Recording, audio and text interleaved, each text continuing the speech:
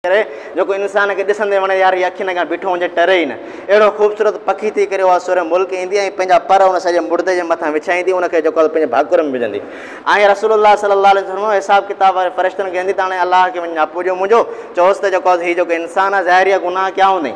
बुरा अमल हिन खां थिया हूंदा, हक़ अलाह जा अदा कोन कया हूंदई, शरीयत जा इस्लाम जा हक़ अदा कोन कया हूंदई, पर हिन हिकिड़ो अमल इहो भलो हुयो सुम्हण खां पहिरियां मूंखे पढ़ी करे सुम्हंदो। अलाह खे चओसि वञी हाणे तुंहिंजो क़ुर जी जेका सूरत आहे सूरह मुल्क आहे हिन बहाने सिफ़ारिश थी आई आहे, हिसाब किताब वठणु कोन ॾिजे। अलाह खे चओ वञी त अलाह खे चओ त हिनखे माफ़ु करे, हिन जा सभु गुनाह माफ़ु करे, हिन जे लाइ जन्नत जो फ़ैसिलो करे थो त ठीकु आहे, न त मूंखे क़ुर मां कढी छॾे। त अलाह तबारक व तआला खे जॾहिं उहे फ़रिश्ता वञी चवंदासीं वियासीं हिसाब किताब जे लाइ मुर्दे वटि पहुतासीं, तुंहिंजे क़ुर जी जेका सूरत हुई सूरह मुल्क अचे थी, चवे थी सिफ़ारिश थी करे त मूंखे दुनिया में पढ़ंदो, पढ़ी करे पोइ सुम्हंदो, हाणे उहा सिफ़ारिश थी करे त हिनखे माफ़ु करे छॾे, हिन जा गुनाह माफ़ु कर। अलाह साईं फरमायो, रसूलुल्लाह सल्लल्लाहु अलैहि वसल्लम फरमायो अलाह साईं सूरह मुल्क जी सिफ़ारिश क़बूल कंदो। ज़ाहिर आहे दुनिया में 50-60-100 साल जेके रहियो हूंदो, ज़ाहिर आहे हुन गुनाह बि कया हूंदा, हराम बि खाधो हूंदई, नाजाइज़ कम बि कया हूंदई, कूड़ बि ॻाल्हाईंदो, इंसान ख़ता जो पुतलो आहे, कॾहिं बि कोन थो थी सघे त हुन गुनाह न कया हूंदा, हर गुनाह हुन कयो हूंदो। पर हिन क़ुर जी हिकिड़ी सूरत जे करे अलाह तबारक व तआला न फरमाईंदो हाणे बसि छॾियोसि, हिनखे हिसाब किताब माफ़ आहे, वञो हिन जी क़बर खे जन्नत जो बाग़ बणाए छॾियो।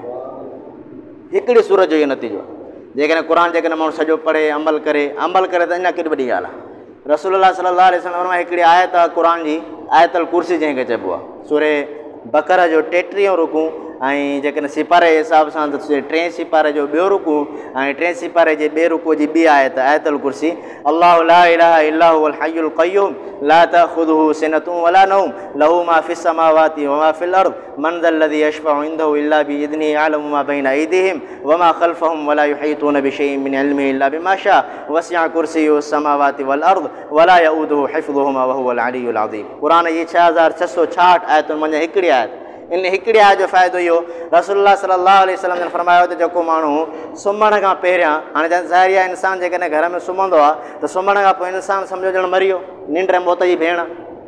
निंड मौत जी भेण केरु अचे घर में घड़ी डाको हणी वञे, को सामान चोरी करे वञे, को नुक़सानु पहुचाए वञे त पुछाए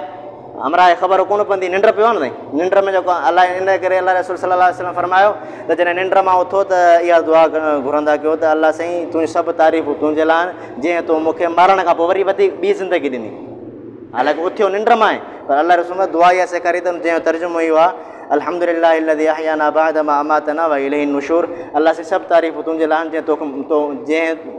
तुंहिंजी ज़ात मूंखे मरण खां पोइ ॿी ज़िंदगी ॾिनी, माना सुतो पियो अलाह साईं मूंखे निंड में मौत अची वञे त केरु पुछण वारो का ख़बरचार हुई कोन हुई। त इन करे रसूलुल्लाह सल्लल्लाहु अलैहि वसल्लम फरमायो त जेकॾहिं तव्हां सुम्हण खां पोइ पंहिंजे घर जी हिफ़ाज़त चाहियो था, पंहिंजे जेको आहे सो इज़त ऐं आबरू जी हिफ़ाज़त चाहियो था, हिकिड़ो आहे त इंसानी जा जेको आहे सो